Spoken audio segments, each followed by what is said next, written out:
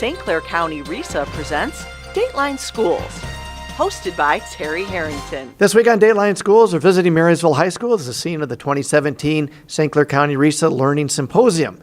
And this week on Dateline Schools, had the opportunity of talking with keynote speaker George Couros. How do you get teachers to change, especially when they work day after day in an institution that doesn't really adapt to change very well? I think it's just kind of putting them in situations and trying to think about what their expectations are. So look, one of the conversations we had today was about expectations and what we hope of our kids. And I talked to them about how basically, we want our kids to be doing this at this time. It has to be done this way, exactly the way we want it. And then I asked the teacher who we were having the conversation with, I said, if I was your principal, would you prefer I gave you trust before you earned it?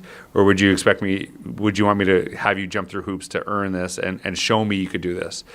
And she's like, well, I'd want you obviously to give me trust. And I said, well, that's what your kids are wanting too, that they need some guidance and they need some help, but they don't have to do it exactly the way you tell them, but you should have an extremely high expectation for the quality of work that they're doing. And I think a lot of people get my message mixed up because they think that I just want some type of free-for-all and kids can just do whatever we want. But actually what I'm really trying to get them to understand is I have extremely high expectations for our students, but them doing it the exact way I tell them will only get what I told them to do, not anything higher. And we're actually wanting kids to exceed our expectations in the work that we're doing. I know one of the things too you're sharing with the teachers today is that you've written a book called Innovator's Mindset. Yeah. Tell us a little bit about that. Yeah, so it's actually a book that's kind of based on the work that I did. I was working in a school district for probably about 12, 13 years in the same school district.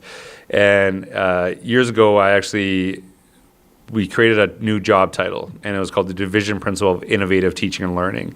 And it was about 2009, 2010. And if you actually look back in education at the time, nobody had innovation in their title. And I would like to say we were pretty visionary in creating it, but we didn't even know what it meant. To be honest with you, we just thought it sounded kind of cool.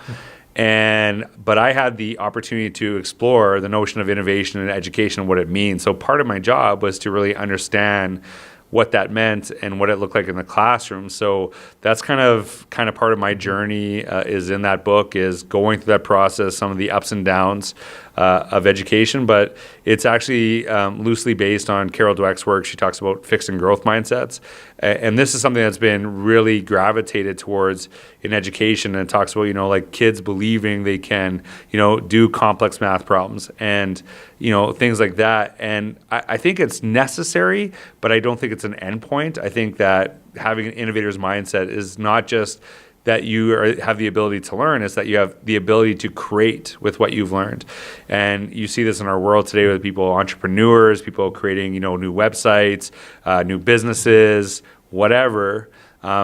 We want our kids that they're not simply going out and being prepared to work for other people. We want them to create the jobs. We want them to create the opportunities, the organizations. And so it's really trying to help kids become that creator. And by doing that, by helping teachers and administrators do the same thing. We'll be back with more tomorrow. For Dateline Schools, I'm Terry Harrington.